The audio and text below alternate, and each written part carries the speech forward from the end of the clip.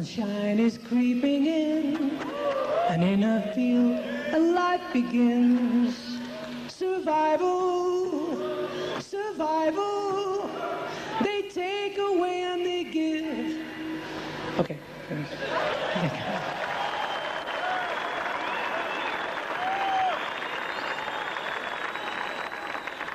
First of all, welcome to Argentina once again, and I would love to have your idea about this new album, The Ladder, which I think that is one of the best Yes albums in your 30 years career, really. We're very glad you think that, and we enjoyed making it. No, you've got to be much closer to the mic. You can do it. Like this? Oh, okay. Hi. Yeah, we're very glad you liked the new album, and we enjoyed making it. We made it very much as a live album in the studio, everyone playing together. We kept a lot of the backing tracks from guitars and keyboards as well as drums and bass, and it has a very good live group feeling on the album. And any other comments? Well, I think after so many years, you know, to make an album where we were together in rehearsal and then in the studio, and at least we were very happy to be together. We'd already been on the road for a year touring, so it was a good feeling to make this album.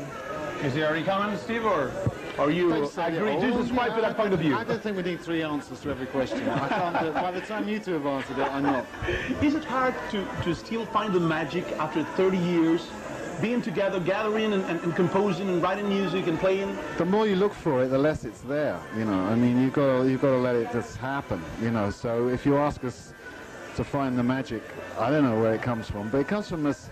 You know, I mean, it isn't magic so much as a energy that we get together. So it's hard if we don't go about things in the right way, and you know, we don't keep a nice balance. So the more we get things right, then the better the music is. So I suppose that's what makes, if there is magic, then it makes it come back, because we're enjoying ourselves, and you know, we had good direction and from Bruce Fairbairn. So basically, you know, you just need to get some things right before you can get really important things right. Well, what about, because besides your solo efforts, Chris, you two guys have been doing solo stuff with other people, playing with some other groups, in the case of GTR and Asia, while your solo stuff, your numerous albums. Was it good for the unity of the group, or at some points it was hard after doing solo projects to get back together, leaving besides the egos that we all have, and particularly the business You end? know, John is a workaholic. He loves to just, you know, he'll put an album out every month if you let him. So, you know, so that's good for him. Me, I'm really slow, very lazy. It's taken me 30 years to make a second solo album. I haven't done it yet, so, you know. We want... Earlier, John said that it's, you know, he was asked this question earlier from somebody, and John was saying that there's lots of room, there's lots of music for us to do, and since Yes has a central role in our lives, then it's kind of good to release the frustration that you might have if you couldn't, say, get that batch of songs out or get those instrumentals out. If you tried to put them all into Yes, there would be no room, you know, for other people's ingredients. So maybe for John and I in particular, it's quite good for us to kind of keep that greased, because it certainly, I don't think it detracts from Yes, because what Yes wants from me and what Yes wants from John is not necessarily what we put on our solo records. Once I heard you, John, talking about the lack of inspiration in the 90s and the lack of personality that you have in the 60s and 70s. You were, you know, for one particular style, and you try to explore, to experiment, and probably nowadays there are much people trying to copy the people that really succeed. What do you think about, in terms of music, what is going on today? Well, if you think about the history of the music of the last 30 years, 40 years, really, you have these very standout people, Jimi Hendrix and bands like The Who, and these artists that had great momentum. It's the video world, but I think I was talking about how the video music or video music became so popular, it didn't sustain the musicianship.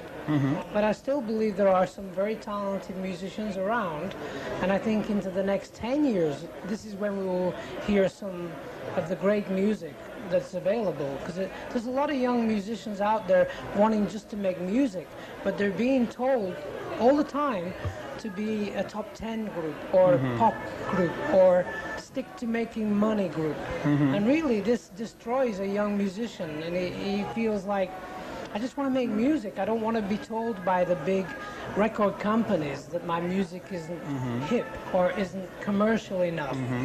And I think the time is coming where younger musicians are going to be able to experiment more, and that's because of the internet development, basically. Who are the artists or the groups, or which is the music that really touches you nowadays? I was saying before that Alanis Morissette, great songwriter, and Bella Fleck, I love the band. They've been around quite a long time, I'm sure. Yeah, it's interesting you should say that, because to follow on from what John is saying, there are some outlets for some people, like Marilyn Manson. I guess he's doing what he wants to do. He wants to be Alice Cooper II, and you know, and it's kind of working for him. So I suppose, you know, like, and there are bands out there like Fish, you know, who play, you know, 3 nights at Madison Square Garden, you know, and yet you don't see their records in the charts. That's right. So, you know, so I think it's still possible for bands to get a following from, you know, from an audience without having to obey the rules. But it's difficult, as John says. What are your choices, Steve?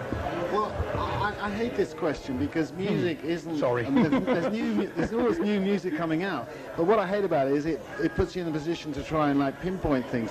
When I'm still discovering music from the 40s or 50s, I don't go out of my way to constantly stick with finding music that's just come out from this generation. But there's a lot of music that inspired me, particularly hillbilly guitar playing, that inspired me. So, you know, I don't need the charts. You know, what I need is to find out more about maybe, you know, some of the great composers, some of the great musicians and artists of this century. Actually, like you Villa made a Lobos. tribute to Bob Dylan, for I've example. recently done an album of Bob Dylan songs because, you know, there are these people who I still need to re-evaluate, re-examine. So I'm not always looking for the new blood so much as that filters through to me, through my children and through the natural course of listening to radio and seeing MTV and Much Music and all the other programs.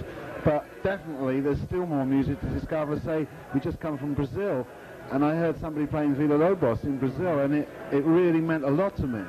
So, you know, I keep looking at the great musicianship of this century, not just this year. This year is incidental compared to the That other influence. Probably, 98. John, you pay real attention. I remember your solo concert here when you came here with your band, and you put a lot of emphasis in the Latin sounds. Actually, one of the songs of this latest album has a Latin flavor.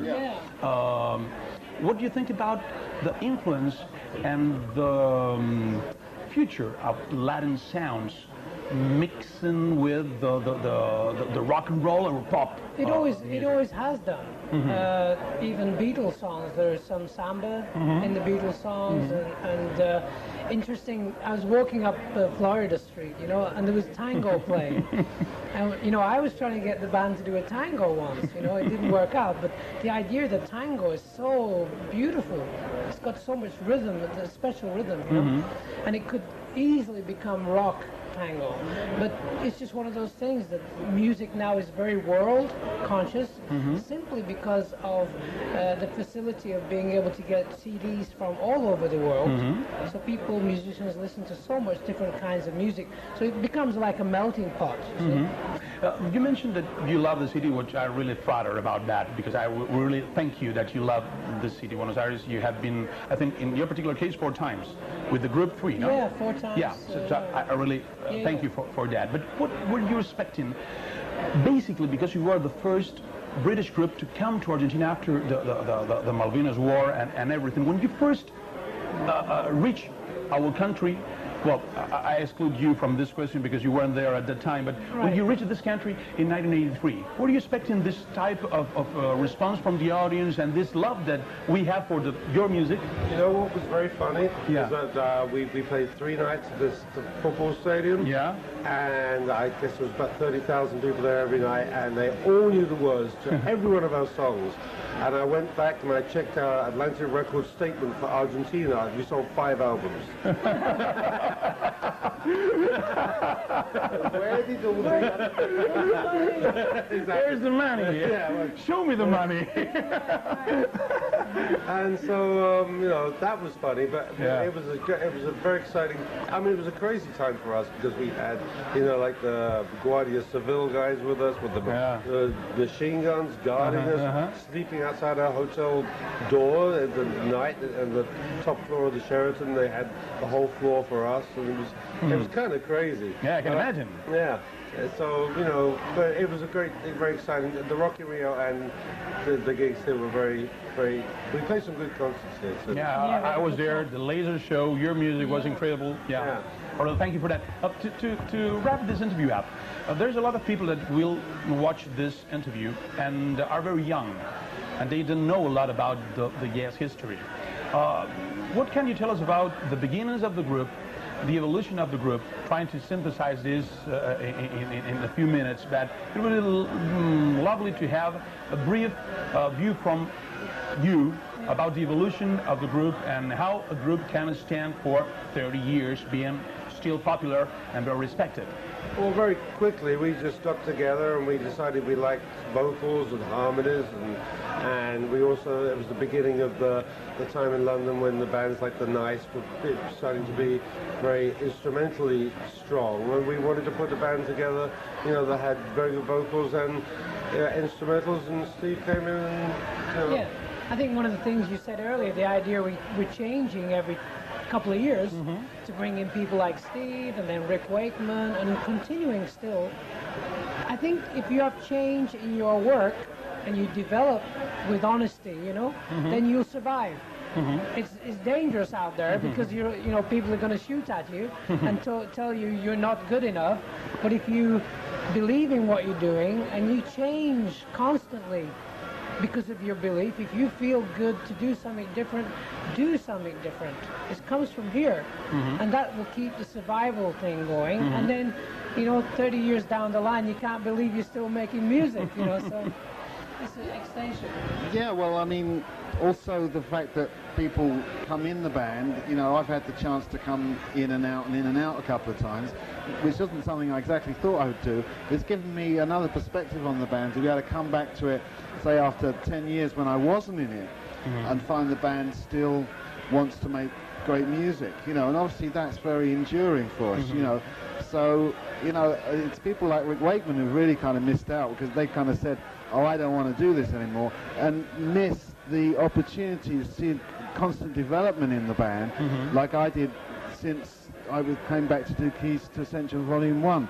So that was great, but also I think that the fact that we're open to have somebody like Igor Khrushchev come in the band, you know, there aren't fixed rules. You don't have to have musical popular credibility to enter Yes. You just have to know how to play and know how to reach us through that music. So in a way that's part of the secret of Yes, because Yes was, the design of Yes was already there before I joined, and I think it was In Time and a Word when that second great album had so much style in it, and it was almost like you could take yards of it out and keep working it, reworking it. And in a way, I think that's kind of what we've done. There's some magic moments in Time and a Word, and I think there was a great deal of ground laying, you know, like foundation laying in that time, which has enabled such a long period. The quick last one. And for you, John, and for Steve. Do you think that Chris is the boss, being there for 30 years? Absolutely. Yeah. He's the boss. There's this going around. Thank you for the music.